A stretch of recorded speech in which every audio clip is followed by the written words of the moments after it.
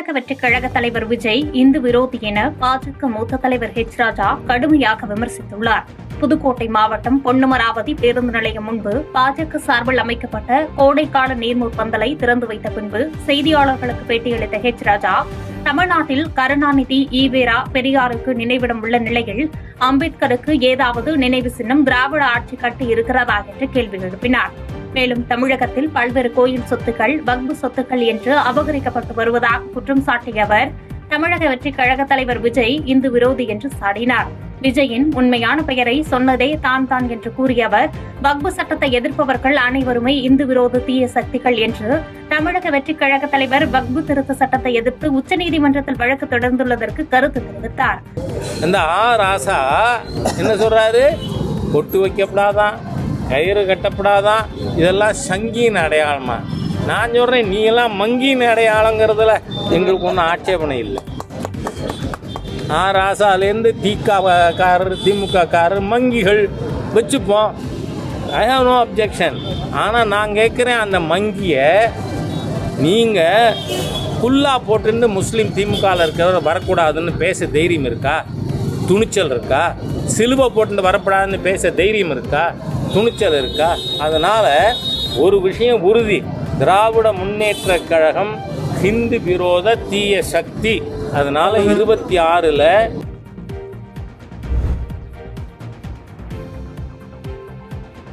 பாஜகவுடன் கூட்டணி அமைத்துள்ளதால் அதிமுகவில் இருந்து விலகுவதாக தகவல் வெளியான நிலையில் முன்னாள் அமைச்சர் ஜெயக்குமார் பரபரப்பு விளக்கம் ஒன்றை அளித்துள்ளார்.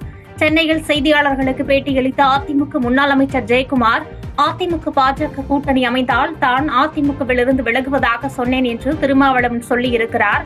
நான் எந்த நேரத்திலும் அப்படி சொல்லவில்லை, திட்டமிட்டு பரப்பப்பட்ட பொய் செய்தி அது என்று கூறினார். அதிமுக என்கிற இயக்கத்தில் இருந்து விலகுவதாக நான் எப்போதும் நினைத்து கூட பார்க்க முடியாத செய்தியை சமூக வலைதளங்களில் 4 நாட்களாக ட்ரெண்டிங் செய்து வருகின்றனர் என்று குற்றம் சாட்டிய அவர், யூடியூப் நடத்துபவர்களுக்கு தன்னால் வருமானம் கிடைப்பது மகிழ்ச்சி அளிப்பதாகவும் கருத்து தெரிவித்தார். மேலும் தனது கடைசி மூச்சு இருக்கும் வரை அதிமுகவில் பயணிப்பேன் என திட்டவட்டமாக தெரிவித்தார்.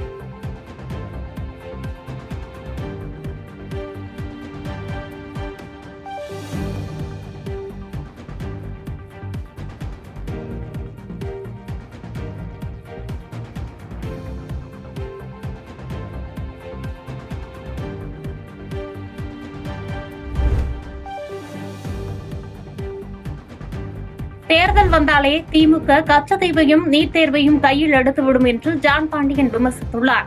அம்பேத்கரின் பிறந்தநாளை முன்னிட்டு நெல்லையில் உள்ள அம்பேத்கர் சிலைக்கு மாலை அணிவித்து மரியாதை செய்த பின்பு செய்தியாளர்களுக்கு பேட்டியளித்த தமிழக மக்கள் முன்னேற்ற கழகத்தின் நிறுவன தலைவர் ஜான் பாண்டியன், தலைவர்களின் சிலைகள் தற்போது கூண்டில் வைக்கப்பட்டுள்ளன, தமிழக அரசு உடனடியாக அனைத்து தலைவர்களின் கூண்டுகளையும் அகற்ற வேண்டும் என்று கோரிக்கை வைத்தார். அமைச்சர் பொன்முடி சர்ச்சை பேச்சுக்கு கண்டனம் தெரிவித்த அவர், பொன்முடியை அமைச்சர் பதவியில் இருந்து நீக்க வேண்டும் என்று கருத்து தெரிவித்தார்.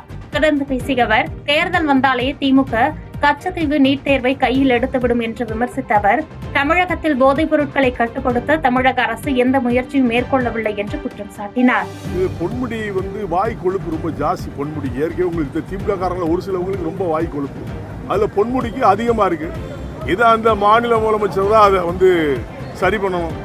அவரை துறை பொதுச் செயலாளர் எடுத்துட்டா சரியாயிருமா? அவர் பேசிய கொச்சை வார்த்தைகள், கேவலமான வார்த்தை, கீழ்த்தரமான வார்த்தைகளை எல்லாம் அவர் பப்ளிக்கில் பொது மேடையில் பேசினால எங்களை யார் என்ன பண்ண முடியும் அப்படிங்கிறது தான் அவங்களுடைய எண்ணம். இதை உடனடியாக மந்திரி சபையிலிருந்து அவரை நீக்கணும். அதுதான் தமிழக மக்கள் முன்னேற்ற கழகத்துடைய வேண்டுகோள். இந்த மாதிரி இழி சொல்லுகின்ற, அதிகமாக அசிங்கமாக பேசுகின்ற, கொச்சை வார்த்தை பேசுகின்றவர்கள் திமுகவுக்கு இப்ப அல்ல, எப்பவுமே உள்ளது. அதை அந்த முதலமைச்சர் தான் அவர்களுக்கு தக்க நடவடிக்கை எடுக்குமாறு கேட்டுக்கொள்கிறேன்.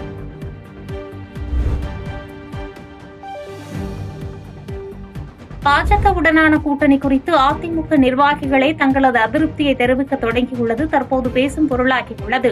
திருப்பூர் மாநகர் மாவட்ட அதிமுக ஆலோசனைக் கூட்டம் முன்னாள் அமைச்சர் பொள்ளாச்சி ஜெயராமன் தலைமையில் நடைபெற்றது. இதில் பங்கேற்ற அதிமுக முன்னாள் சட்டமன்ற உறுப்பினர் குணசேகரன் உரையாற்றினார். அப்போது பேசிய அவர், பாஜகவுடன் கூட்டணி வைத்தது வருத்தமாக இருந்தாலும் இயக்கத்தை காப்பாற்ற வேண்டிய கடமை நமக்கு உள்ளது என்பதை அனைவரும் நினைத்து பார்க்க வேண்டும். இஸ்லாமியர்கள் வருத்தம் அடைய வேண்டாம், அதிமுக என்றும் உங்களுடன் துணை நிற்கும் என்று கூறினார்.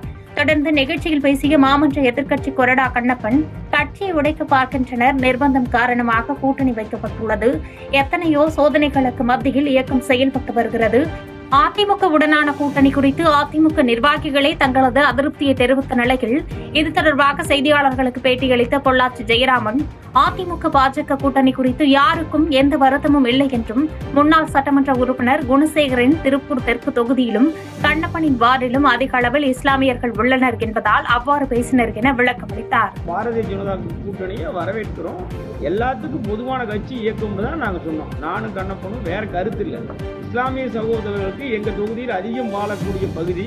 அதனால அவர் அந்த மாமன்ற உறுப்பினர் தன்னுடைய கருத்தை தன்னுடைய சக கட்சிக்காரங்க கிட்ட நாங்கள் சொல்லணுமில்லங்கிறதுக்காக சொன்னாங்க. நானும் அதற்கு கடந்த தேர்தலில் எல்லாம் முன்கோட்டிட்டு காமிச்சோம். வைகோ ஒரு காலத்தில் பொது சிவில் சட்டத்துக்கு கையெழுத்து போட்டதே கருணாநிதி திமுக தான் சொல்லி பயங்கரமாக பேசியிருக்காரு.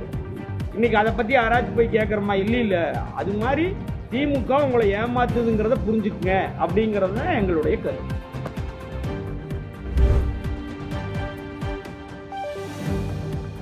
திருவள்ளூரில் மத்திய பாஜக அரசு கொண்டு வந்துள்ள வக்பு வாரிய திருத்த மசோதாவை எதிர்த்து தமிழ்நாடு ஜமாத்துல் உலமா சபையின் சார்பாக கண்டன பொதுக்கூட்டம் நடைபெற்றது.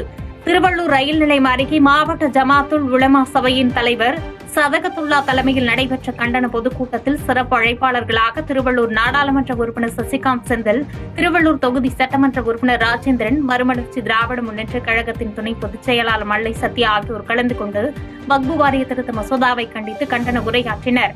அப்போது 500க்கும் மேற்பட்ட முஸ்லிம்கள் கலந்து கொண்டு மத்திய அரசு கொண்டு வந்த வக்பு திருத்த மசோதா 2024 கண்டித்தும் அதனை வாபஸ் பெற வலியுறுத்தியும் கண்டன கோஷங்கள் எழுப்பினர்.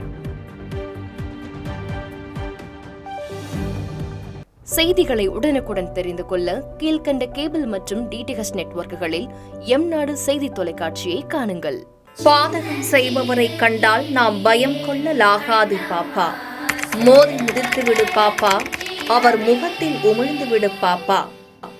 அண்மை செய்திகளை உடனுக்குடன் தெரிந்து கொள்ள இணைந்திருங்கள் எம்நாடு தொலைக்காட்சியுடன்.